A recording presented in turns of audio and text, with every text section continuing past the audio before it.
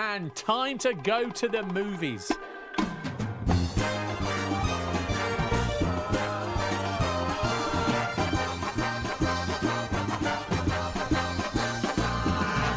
Every Thursday at this time, Radio Times Metro newspaper movie reviewer becomes our own on BBC Coventry and Warwickshire, Stratford-upon-Avon's James Luxford. Hi, James. Hiya. How are you? I'm very well. How are you? Good to see you. Enjoying the sunshine, I'm sure. Yeah. And last week coming in, you had a nightmare journey, didn't you? Because the trains were all skewing. It's a bit easy, a bit nicer today, a bit more pleasant. Very nearly did a car park review there. Did you? Last week, but yeah, we should get you to do that. Reviews of car parks. You might have hit on something there. There you go. And but no such trouble getting in today. Good stuff. Let's start with this. Much anticipated. I've seen the trailers for it, but is it any good? Brad Pitt's new movie. Yes, Ad Astra, where it sees Brad Pitt as an astronaut who journeys into space to stop his father from destroying the world. What can you tell us about the Lima project? Its objective was to search for advanced extraterrestrial life. The ship disappeared approximately 16 years into the mission. And the commander was? He was my father, sir. Yeah, like he wouldn't have known that. Absolutely. What's it like? I mean, like I say, I've seen the trailers for it.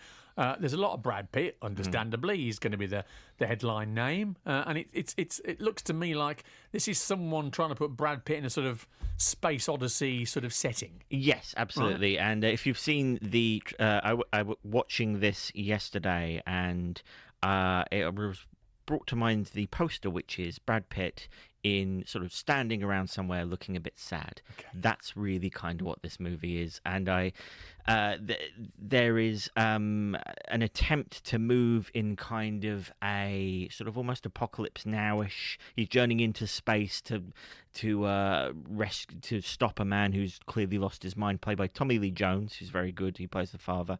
But there's a lot of waiting and a lot of voiceovers and a lot of there's an allegory about how the father and son relationships and things like that, and it's very interesting to listen to. But what I'm watching is essentially Brad Pitt on a commute. Okay. With a stopover at Mars. Right, Visually, I found it. I just felt the ideas and the visuals didn't really go together, to be honest. There are action scenes sort of studded around, but it just didn't come together for me. I found it quite dull. I can see what it was doing. I don't think it really executed it quite well. Okay. That's, of all your reviews this year, that's the quote of the year so far. That's one for the poster, right? Very good, definitely. Brad Pitt on a commute with a stopover at Mars. Let's move off Ad Astra and talk about this thing. This is the new Melissa McCarthy movie. Yes, The Kitchen stars Melissa McCarthy, Elizabeth Moss and Tiffany Haddish as women who take over Hell's Kitchen in the 70s when their husbands are sent to prison. Our husbands have 24 months left on their sentences. Sorry, baby.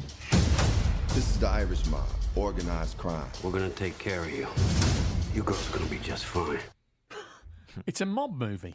Yeah, it's essentially their husbands were mobsters. They go to prison, and so they take over the family business. Three extraordinary actors. I think Melissa McCarthy is known for comedy, but is a very good dramatic actor when she picks the roles.